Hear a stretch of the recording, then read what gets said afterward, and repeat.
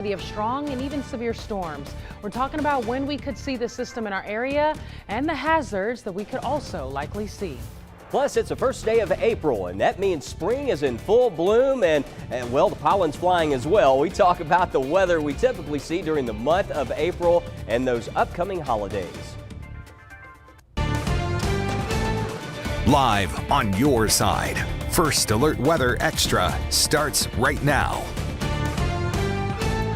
And welcome into Weather Extra. Tania joining us again. Tania, we had 40s earlier today, lows in the 60s tonight. That's a big jump in the low temperature. A big jump, and things are not quieting down anytime soon. I mean, I think our temperatures are going to be fluctuating here again this time next week. Yeah, all eyes on what's happening to the west. Let's go to the maps here. I want to show you another risk for severe weather. Tornado watches across the mid part of the country for this evening. This is actually in effect through midnight. All this severe weather is going to take this several days to work its way to the east across the country. Notice tomorrow, look at this, a rare moderate risk level 4 out of 5. That does include places like Jackson, Tennessee, back towards the Memphis area, Jonesboro, Arkansas. If you have travel plans, northwest tomorrow, north of Tupelo, all these areas in here, you need to be weather alert and make sure you have the First Alert weather app. Even Nashville in the enhanced severe weather risk. I don't see this reaching our area. We're sort of wedged in between. We're going to have high pressure to the east of Alabama, and we've got the storms to the west. But as those storms move closer, watch what happens. There's 8 o'clock tomorrow. That's as far as it goes. And the Storm Prediction Center has the far northwest part of the state highlighted in a marginal risk just in case some of those storms sneak in. But you can see there, that's right there. They're going to be weakening as they move in and approach the state of Alabama. So all that stormy weather for now is going to stay back to our west. We'll have very windy conditions coming up tomorrow, record heat the next couple of days. But watching Sunday, that's the day we'll have the next best chance for storms. In fact, we have declared another First Alert Weather Day just because impactful systems, some gusty winds, might see a setup much like what we saw yesterday. Some gusty winds, maybe an isolated tornado risk. That would happen, it looks like, early on Sunday. Timing-wise right now, looks like 2 a.m. until noon on Sunday. But we're going to talk a lot more about that coming up. Right now, live look from Pinnacle Motorsports, where the temperature outside 76 degrees. It was a nice day today and a nice day for a storm survey. Of course, following up on those storms from yesterday, the storm surveys from Monday, the National Weather Service visiting Lamar and Fayette counties, and they assessed that a low end and sporadic tree damage from the Millport and Newtonville area was associated with straight line winds. Now, if you recall, there was a tornado warning for that area yesterday. Those storms did cause a brief tornado warning that also continued into parts of Fayette County, but straight line winds determined to cause some of that tree damage that we saw there in parts of Lamar County. So it is still daylight out there. As we know, the day is getting longer. Gotta love it, right? But of course it is starting to warm up. You can see tomorrow the sunrise time at 6:33 and the sunset time for tomorrow at 7:09. And as these days get longer towards the end of the month, we'll see that sunset closer to 7:30 in the evening. But meteorologist Matt Daniel joins us now and brings us that April climatology report on what you can expect over the next few weeks.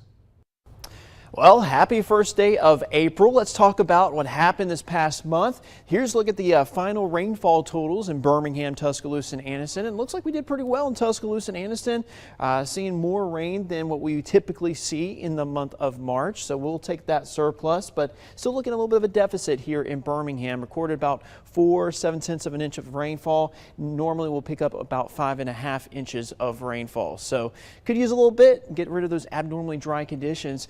So far this year in Birmingham, we've only recorded a little over 10.5 inches of rainfall, and typically at this point it would be over 15 inches. So we already have that deficit of almost 5 inches of rain so far this year. Tuscaloosa still looking at about 5 inches of a deficit for this year, and Anniston pretty much the one that's doing the best out of the group.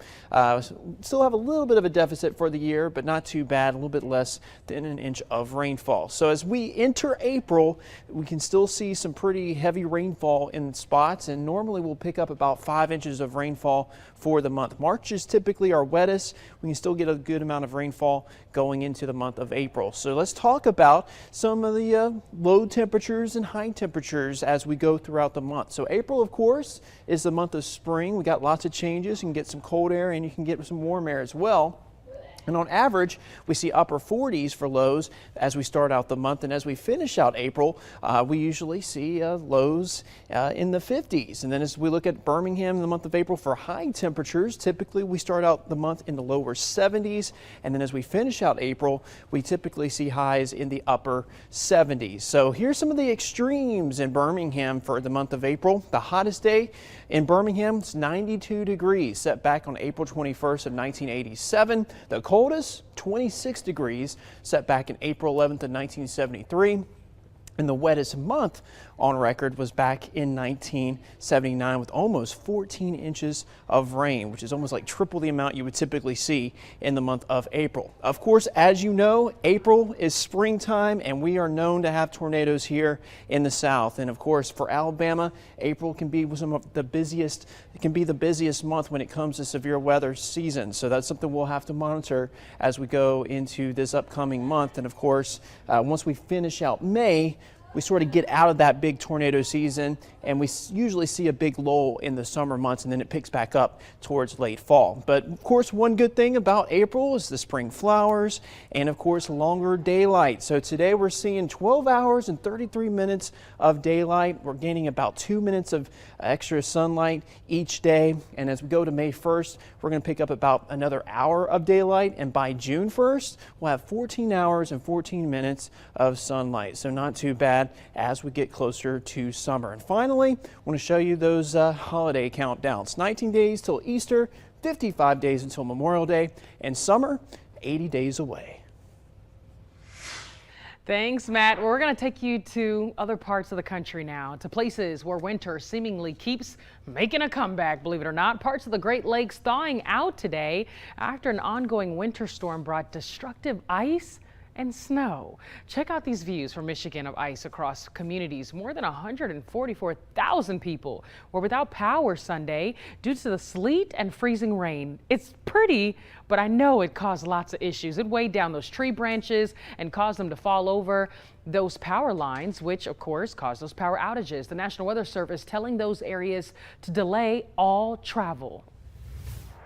And in Louisiana, the Grand Prairie area beginning the recovery and restoration process after an EF2 tornado touchdown during early morning storms yesterday. And this is according to the National Weather Service in Lake Charles. The tornado traveled almost 2 miles and had maximum winds of 120 miles per hour. Thankfully, there were no injuries reported. And as we continue to update you on those devastating wildfires across the Carolinas, some much needed rain helped tame those flames. This brings the Table Rock fire to at least 30% contained and the Persimmon Ridge fire to 60% contained. Both fires combined burning more than 15,000 acres. And in North Carolina, crews continue to work to complete the fire lines across those state lines. No injuries have been reported. Well, in 30 seconds, we talk about those increasing rain chances heading into the first full weekend of April. And we're talking about the interesting phenomenon that could be linking hurricanes to the amount of pollen we're seeing. Interesting. We'll be right back.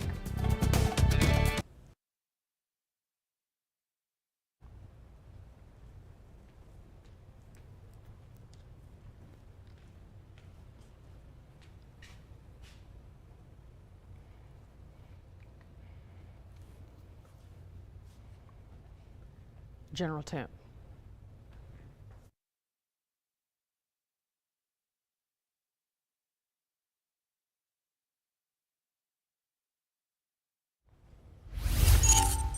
Welcome back, everybody. Happy Tuesday. Meteorologist Tania Michelle here. Let's take a look at the warm up on the way for the week. Today was warm, but nothing like the next couple of days. Now, Wednesday through Saturday, we're expecting near record breaking highs. Upper 80s, maybe some low 90s. I definitely think we'll probably see a few low 90s out there. So make sure you are start preparing now for the heat, okay? Sunscreen, extra water. Make sure you're staying hydrated. Notice our average is around 72. We're going to be trending far above that with those highs in the upper 80s through the end of the week and to kick off your weekend. Now things change for us heading into next week. Cooler temperatures, below average highs after that first slow weather day Sunday and that next front that moves through. through, that's going to really bring us the chance for some wet weather, severe storms too, possible tornadoes, damaging winds and hail. We'll talk more about that in the full 7-day. But hey, if you're heading down to the Gulf Shores, it looks like much of this week, beautiful 70s for the afternoon high, overnight lows in the low 70s, maybe a few upper 60s. And then it looks like heading into the second half of the weekend, that rain and storm chance returns.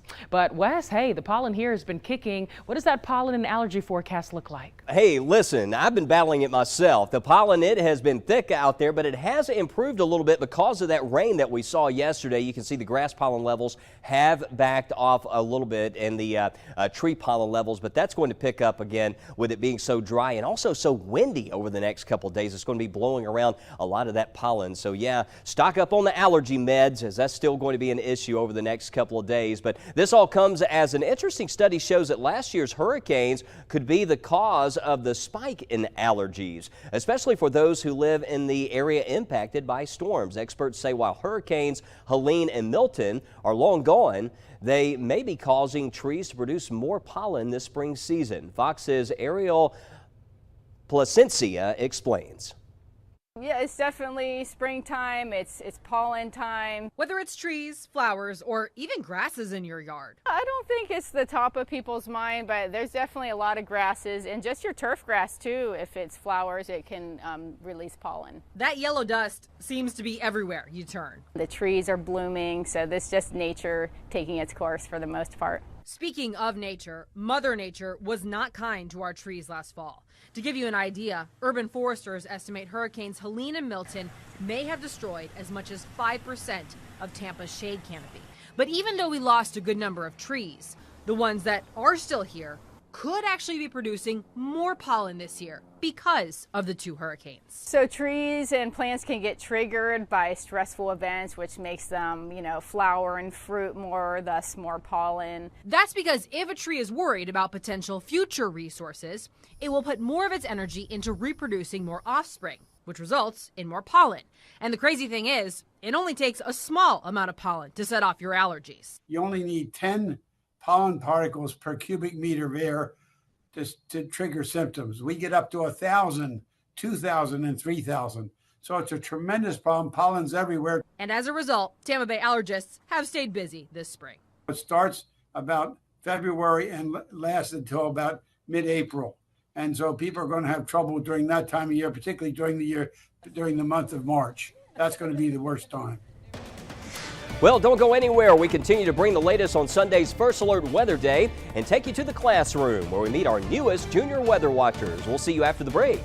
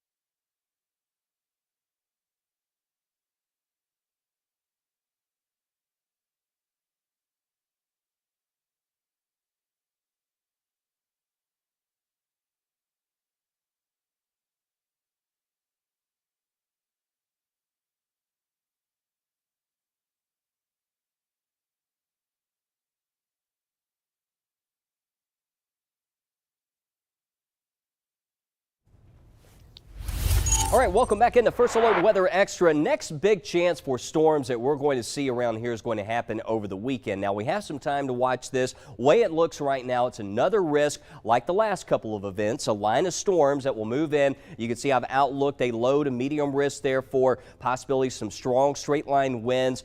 Similar risk to the last system. Again, isolated tornado threat. If this, hopefully it backs off as far as severity, but it looks like far western areas, we need to watch it right as this moves into the state, especially early Sunday morning. Timing wise, you can see 2 until midday on Sunday, and after that we trend a lot colder in the next week. So we do have temperatures above average, and then we're talking about it's basically all that stormy weather back to the west. It's finally going to start moving our way over the weekend. Not a total washout. Again, this is mainly on Sunday, but that's the next big thing that we'll be watching as far as the threat for storms, because you're going to hear a lot about severe weather happening across the country, and a lot of severe weather, in fact, tomorrow, not far from Alabama, but that's all going to stay to our west. Right now, we have the warmer weather, and what a beautiful view from Jasper this evening at 73 degrees. First Alert Sky Vision there at Young Jewelers, and we've got a nice evening on tap. Temperatures noticeably milder. We're actually going to have a lot of low clouds around to start the day tomorrow. Maybe a couple of showers. You check in with Megan and Mickey early on.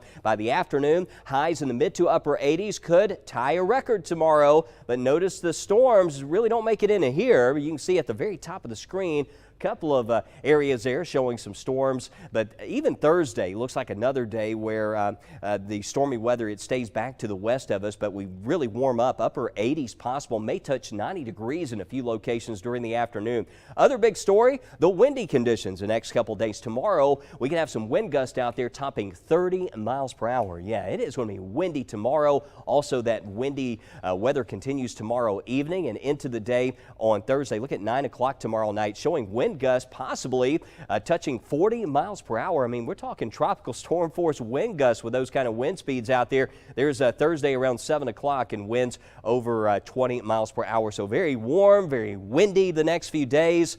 Friday and Saturday, we hold on to the hot weather. Now, Saturday, most of the day looks fine. It's Sundays when we got to watch it. Again, a line of storms that moves in, some windy conditions, and then beyond that, we're talking about some colder weather coming up, another cold snap. So don't put away the jackets. Next week, we're going to have some chilly mornings on the way. But I want to give a big shout out right now, Weather in the Classroom time, to Pleasant Ridge Baptist Church in Hueytown. Their preschool, I had a chance to stop by today and visit with the students. And of course, they did a great job singing some of the weather songs and talking about weather safety, but always fun to spend time with the kids. And I've got to thank Ashley Chandler with Chandler Rosa Sweets over in Bessemer. Check out those cookies, almost too good to eat, right? So she did a great job there. Very, very talented with all the weather icons, and they tasted incredible. Right, Tania? Oh, they did. Yeah, but hey, Had listen. to. We got some colder weather coming up. Now, tell us a little bit about what's going to be happening here. Oh, first off, I need to mention, by the way, teachers, if you go to our website, you can sign up for Weather in the Classroom. Go to WBRC.com. Also, you can download our photos to color the weather and send those pictures to us. We'll share those right here on Weather Extra. But again, Tania, talking about colder weather next week. Oh yeah, Wes, let's get right into it. Taking you beyond the 7-day, you can see how the Pacific Northwest and our western states and parts of the Midwest could be dealing with above average temperatures. Well, I hate to say it, but that does not include the East Coast or the Southeast. We're going to be dealing with below average temperatures April 9th through April 15th. Now, how cold does that necessarily mean for us? Well, I can go ahead and tell you that our average high is in the low 70s right now, and I believe our overnight lows are averaging in the 60s, I believe, something like that. So if we're trending below that, we're talking about some 50s and some 40s and maybe some returning 30s back in the forecast. But you can see this model showing, okay, we're warm, but that cold air starts to filter in for us as we approach next week. Watch this line of cold air building in. Boom, look at that. This is heading into April the 7th. Temperatures just north of us, down near freezing in parts of Nashville. We could see temperatures in the low 40s and maybe even some upper 30s for our farther northern counties. So cold weather and maybe some more cold snaps still possible. I'd hold off with planting those gardens to at least mid-April. We're still in that transitional phase as we move from winter to spring. I know it's officially spring, but we're still in that transitional period. Now, as far as rainfall, April 9th through the 15th, 14th. It looks like much of the United States dealing with below average rainfall, and that includes us right here across central Alabama. So yeah, we have storms around for our Sunday, but still fairly dry now through the end of this week and possibly looking fairly dry beyond the 7-day. We'll continue to give you that beyond the 7-day forecast right here Monday through Friday on Weather Extra. But with rain returning to the West Coast, instead of it being welcomed with open arms, many farmers worry that it will affect their crops and their harvesting schedules. Fox's Dave Alley has more on this report. Rain once again makes an appearance on the Central Coast, falling on and off Monday morning and into the afternoon. The rain this morning, it's always pleasant to get rain. It's just a nice change of pace. For local strawberry growers like Satellite Farms owner Randy Scherer, rain is always a welcome sight, but at the same time, they also present some challenges too. Strawberries in particular are quite susceptible to any moisture sitting on the fruit. If the fruit sits on wet surface for very long, it will rot the fruit. To help avoid that, farmers use several preventative measures, such as growing berries on plastic mulch in raised beds. We have a lot of tools and we're a pretty resourceful bunch, so we do what we can to protect our crop. Which, according to Innovative Produce CEO Philip Adam, is working.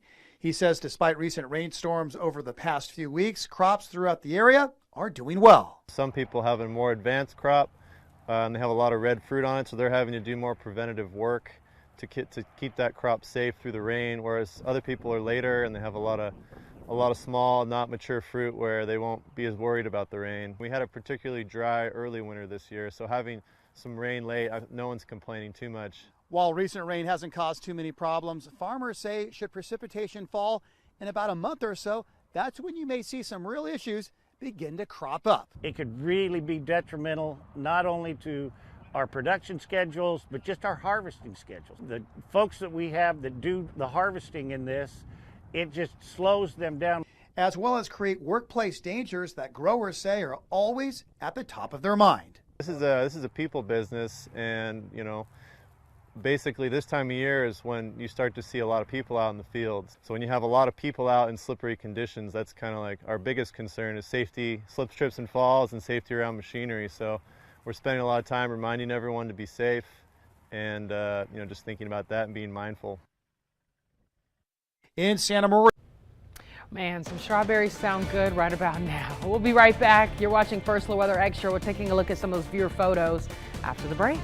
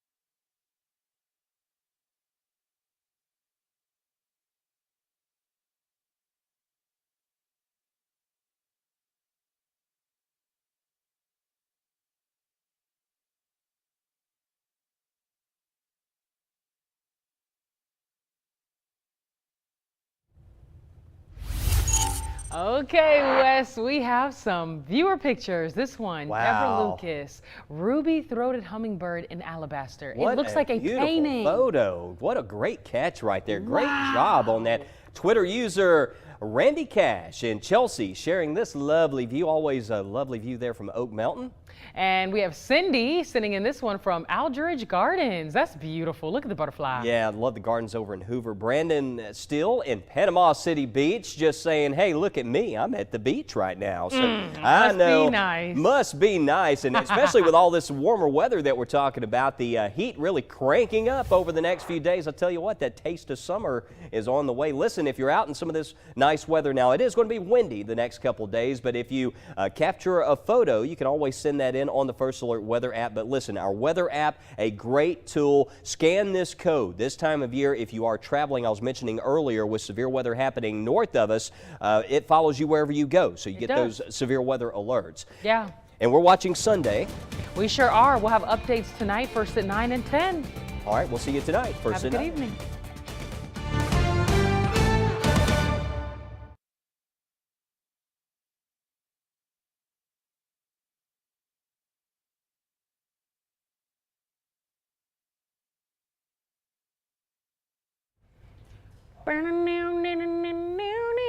I'm ready. Let's do this in 3, 2. Hey there, everyone. First Alert meteorologist Tania Michelle here. We're looking at that 10-day forecast. We have some fairly decent weather over the next couple of days. It is going to be hot, though, with afternoon highs nearing 90 degrees Wednesday through Saturday. It's going to be pretty warm out there with overnight temps not really dropping below 60. We're going to see temperatures milder in the mid to upper 60s and maybe trickling really not much farther below 70 degrees. Okay, so some warm conditions as we approach the weekend. We have declared Sunday a First Alert Weather Day for the possibility of severe storms, so be sure to check in for forecast updates with us Monday through Friday as we get ready for that First Alert Weather Day Sunday. But much of your Saturday still looks fairly dry. We could see some showers around for the evening hours, impacting some weekend plans just a little bit, but that big threat Sunday and mainly those early morning hours Sunday. Next week doesn't look too bad. It is going to be a lot colder, though. We will see some 30s trying to return for us early Tuesday morning, but plenty of sunshine and more quiet weather back in the forecast. At least that's what's expected. If you're looking for more forecast updates, don't hesitate to download the WBRC First Alert Weather app.